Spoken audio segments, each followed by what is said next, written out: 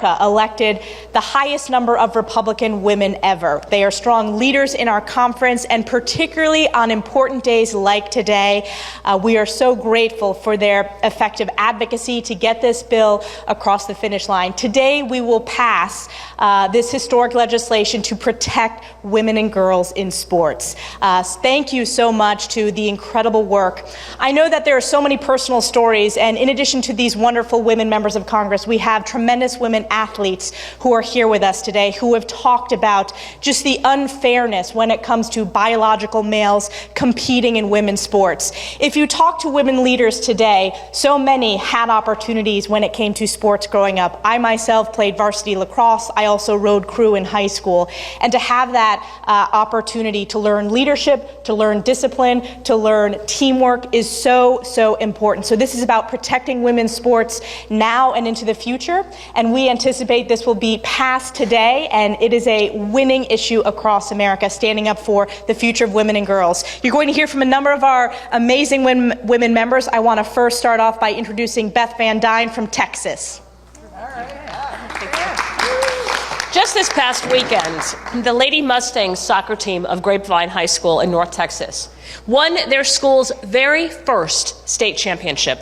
The Lady Mustangs soccer team made history for their school, and we could not be more proud of them in the 24th Congressional District. Their team is made up entirely of biological girls, just as it should be. And the team they played in the championship match is also made up entirely of biological girls, just as it should be. We celebrate both teams, the training, the long hours, the hard work that all of these girls put into being able to compete at their very best and at the highest level. And this is exactly what we want to protect. Biological girls being able to fairly compete against other biological girls in the sports they love. That we must be even talking about passing the Protection of Women and Girls in Sports Act shows how stark raving mad leftists have perverted what should be a very simple subject. Biological women and girls should only be competing against other biological women and girls. And I don't care how many surgeries you have, I don't care how many chemicals you put into your body, you're not going to be a biological woman. Anyone who claims to be a feminist or believe in what feminism was founded upon should proudly stand with us and vote for this bill to protect and preserve women's sports for real biological women and girls. Thank you. And with that, I'm going to introduce, Virginia Fox from the great state of North Carolina is here with us. Come on, Virginia. Come on, Virginia. Yay. Yeah, just the chairwoman of the committee. Yes, Chairwoman Virginia Fox, our wonderful chair of Education and Workforce. Thanks. Republicans have this wonderful way of scheduling three things at the same time around here. So sorry. Today's passage of H.R. 734, the Protection of Women and Girls in Sports Act, will be a monumental win for women and girls across our country. The perverse biological fantasies of the left are both dangerous and a direct threat to women's sports and all female athletes across our country. And the Biden administration's doubling down on this insanity by pushing regulations that will upend the laws 20 states have on the books protecting women's sports. Harm is being done to women athletes, and the American people know this is wrong. So House Republicans took action to support and protect the women and girls who've come so far to get much deserved recognition for their athletic achievements. This legislation is the first step towards restoring integrity and fairness in women's sports. The strides of women in sports should never be sacrificed to appease the radical woke mobs on the left. Women and girls will win today. Let's not forget that. Thank you. We will next hear from Diana Harshbarger from Tennessee. Thank you, Elise. It's a pleasure and an honor to be here today, and I join my colleagues in supporting this Protection of Women and Girls in Sports Act. No woman should ever be denied an opportunity, a scholarship, or a place on the podium because a biological male is competing against them. Under this legislation, it will ensure that Title IX will protect women as it was intended. Federally funded schools that allow men who are pretending to be women, that's not a movie I want to be in or even watch, to participate in all-female sports will be faced with a Title IX violation. This bill is a win for women, our family values, and it will save women's sports. You know, this Biden administration is waging war on women. Make no doubt about it. The very class of biological females that they want to uphold with abortion rulings and things like that, they are coming after you girls. They're coming after all our children. And we have to protect our young girls from gender extremists who seek to destroy all the progress we have made. And as a healthcare provider, I can tell you this: they cannot change a person's DNA. And I am proud to support this bill, and I am going to welcome my colleague from Arizona, the great Debbie Lesko. Thank you very much, Diana. You know how great it is to have all these Republican women Congress members here. I am so excited, and to have young women in the sports that are here supporting us. It is truly a great day. You know, for decades, women have fought for women and girl rights, okay? We fought for the right to vote. We fought for the right for Title IX so that women and girls could have some equalness in competing in sports. And who would have thought that all these years later, that we would have our Democratic women colleagues join with a male president who is fighting against women's rights. This is outrageous. This is crazy. This is dangerous. This needs to stop. So it's we, the Republican women and men in Congress, who are putting forth this legislation to make this insanity stop. Republicans care about women. Republicans care about girls. It is Republicans today who are protecting women and girls' sports. It's time to stop men from participating in women and girls' sports, and that day is today. And with that, I want to introduce this fantastic woman, Congresswoman from Minnesota, Michelle Fischbach. Well, thank you very much. Well, thank you very much. And Title IX created equal opportunity on the basis of sex, and it revolutionized women's sports, but that's under threat today. There are biological differences between men and women. Ignoring these differences and allowing biological men to participate in women's sports puts women and girls at an inherent disadvantage and robs them of the rewards for their hard work and perseverance. The bill we are voting on today protects women and girls in athletics and strengthens the amazing progress made by Title IX. I am proud to support this legislation. I am proud to protect women's sports, and in doing so, continuing to support opportunities for women and girls. And I would like to turn it over to the amazing Representative Lisa McClain. Thank you. And thank you, Chair Stefanik, for holding and shedding light on this critical issue today. I'm very frustrated. This is a very passionate and emotional piece of legislation for me because as a mother, as a woman, as an athlete, and as a parent of both two children who are women and two children who are men, I think somebody needs to get a little bit of logic and sanity back into America today. I want to start off by saying that as a female member of Congress, I am appalled that we are having to defend women in women's sports. That's crazy. Listen, I am a live and let live person. You can be whoever you want to be. If you want to be a transgender, that's your right. But what about my rights? What about the rights of my daughters? That is where we've lost our mind, right? Title IX was supposed to be the saving grace, but the radical left has thrown that to the wayside by allowing biological men to play alongside women. We have erased the meaning of equity and fairness. Right? How many times do we hear equity and fairness, but we only talk about that equity and fairness when it fits their narrative. Not to mention what it means to be a woman, which is interesting to me since my friends on the other side of the aisle like to talk about a level playing field and the need for women's rights. I guess that doesn't matter anymore when partisan politics are at play.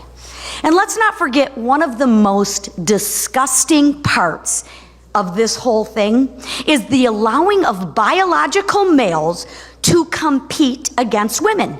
The new norms in our locker rooms.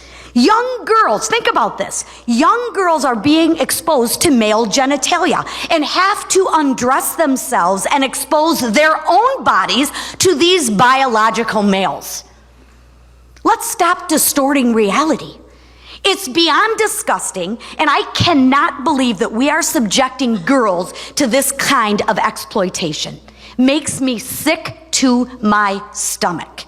And that's why I strongly support the protection of women and girls in sports acts, because our country sadly needs it.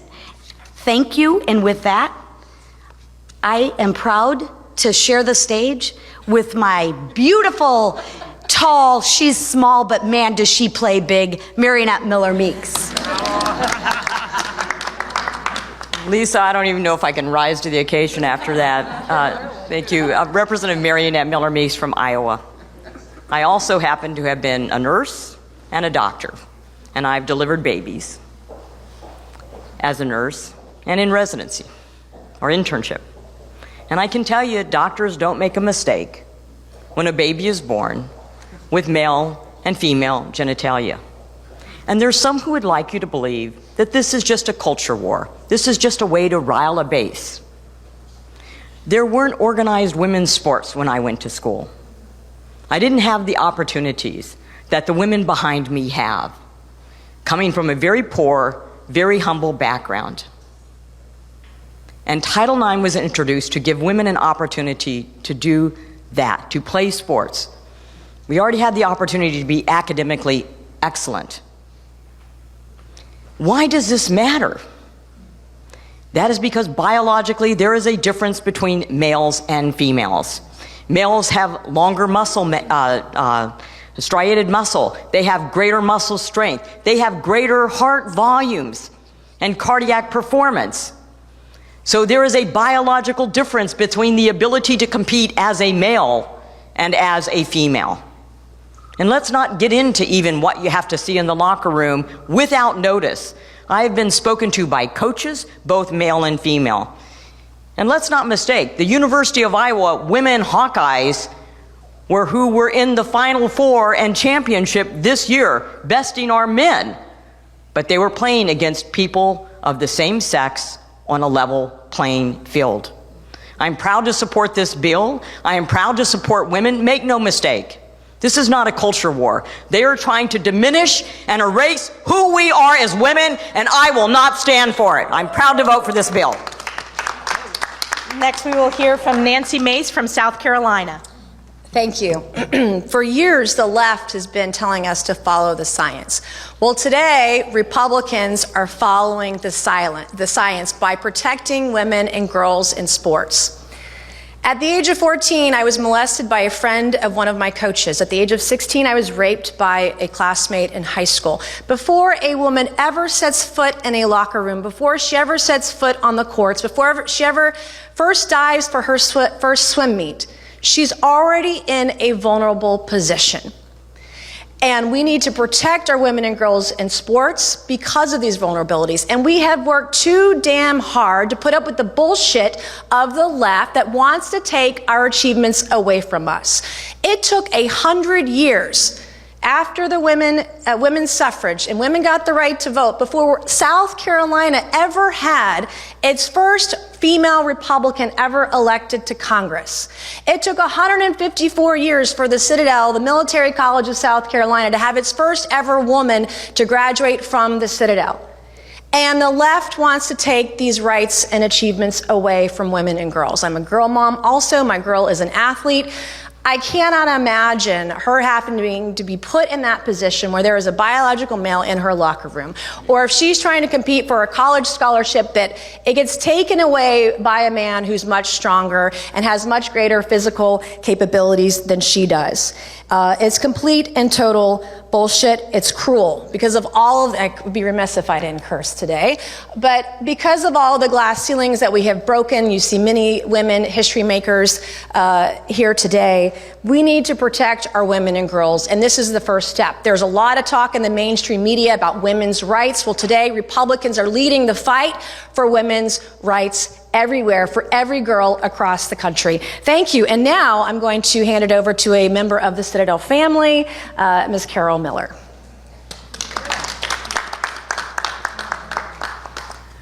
Good morning, everyone. It seems to me that the Biden administration and the Democrats have lost common sense. They've thrown it out the window. As a mother of sons, I know from both sides because I was from a family of all girls. I remember in 7th grade when we first all went into locker rooms. The boys went in one, the girls went in the other. During adolescence, children are embarrassed. They're embarrassed among their own sex because some people are developing and some people are not. Why in the world would we throw all of these people in the same room? We talk about mental health. Somebody needs some mental health with this legislation that they're trying to do. They claim to be a party of science, but they are completely disregarding science. Anyone that had an anatomy class understands, as the doctors have already said, that physiologically we are made differently. Women are made to give birth. Their hips are different than men's hips. We talk about muscles, talk about hearts. We are different. And anyone that grew up in the 60s and fought for women's rights should not fall for this trap. We fought too long and too hard to have our own equality. Anyone who ever had civics, I'm not sure they teach it anymore, understands that one person's rights end where the next person's rights begin.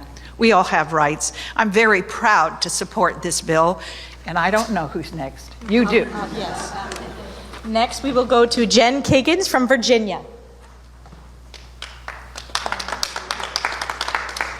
Thank you so much. It's great to be with you all today. And I'm speaking here today as a former female athlete, a mother of 2 daughters who are athletes, a lifelong runner, and a former coach of girls' sports teams. I feel passionately about this issue and wanted to convey just how important it is to protect women's sports for future generations. This bill is not about discriminating against any group of people, but rather protecting the benefits of allowing biological girls to push themselves and to bond over a shared physical goal. Allowing women to excel in a physical activity promotes teamwork, sportsmanship, and self-confidence. Women's sports offer opportunities for young girls to discover their strengths and to teach them that hard work pays off. Title IX protected these opportunities and allowed young women in this country to compete and win in fair fields of play. Biological men and women are physiologically different and should be respected for those differences. Failing to acknowledge these differences takes away opportunity for girls and women to succeed on the playing field, and we cannot allow for that to happen. I'm proud to support the Protection of Women and Girls in Sports Act, and I strongly urge my colleagues to do the same. Thank you so much. Thank you, Jen. We will now hear from Maria Elvira Salazar of Florida. Thank you. Thank you.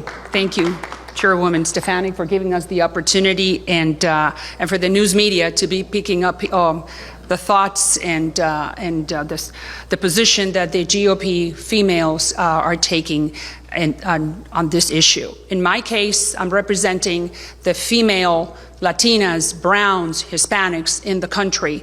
And even though some of you may not understand what they think or know the culture, but it's very simple, and that's why I'm here representing the largest minority in the country. For us, for Hispanics, nature gave you a biology and a genetic code, period, male or female. Now, in 2023, science has given anyone the opportunity to change that reality. We respect that, but that does not mean that the biology and the genetic code has changed. For 50 years, as my colleagues have said, women have fought to have women's sports where human beings with the same biology and that same genetic code can compete against each other on a level playing field. But now the Democratic Party and many in that organization want to change the rules of that game and use science to go against nature. And we don't like it, and we don't approve of it. It's very dangerous. What's happening is very disrespectful, and it's despicable. Because you have, in this country, thank God for this country, that we have individual freedom to choose your own happiness. But that does not give you the freedom to take advantage of others. So that's why we highly support this bill. And thank you for giving us the opportunity to speak. Well, thank you to all of our women Republican members. I know I speak for all of the strong Republican women members of Congress that we are so inspired every day by these young women athletes who are speaking out on this important issue. And I'm excited to introduce Macy Petty, who is an NCAA volleyball athlete, to share her story with you today. Macy. From South Carolina. Yes, from South Carolina. Oh, I'm going to have to raise this because I'm a little tall. Hi, everybody. My name is Macy Petty. I am a current NCAA volleyball player and a Young Women for America ambassador. I am very proud to stand up here with all of these strong women who are willing to defend female athletics. It is something that has given me the educational opportunities that I have today. Being an NCAA athlete was not an easy accomplishment. It was something that I decided that I was willing to work and sacrifice most of my middle and high school career for. I was that girl in high school, never got to go to prom, never got to go on all these crazy vacations because my weekends were spent in the gym, traveling all around to these club volleyball tournaments to try and get recruited. And so at one of these volleyball tournaments, I walked up to the court, I looked at my opponent, and it was a boy. I did not sign up to be in a co-ed league. I signed up to be in a women's league. And I also looked around the court and saw that there were tons of college recruiters there to examine my athletic ability. This was my chance to show off all of the work that I had been training for these past couple years. I mean, my whole life for. And so I would also like to note that a men's volleyball net is over 7 inches higher than a women's volleyball net. So when we were competing against this athlete, the boy was playing on a net 7 inches shorter than he should have. So these college recruiters, instead of being able to examine the skills that I had been working for my whole life, they watched this boy slam the ball in our faces.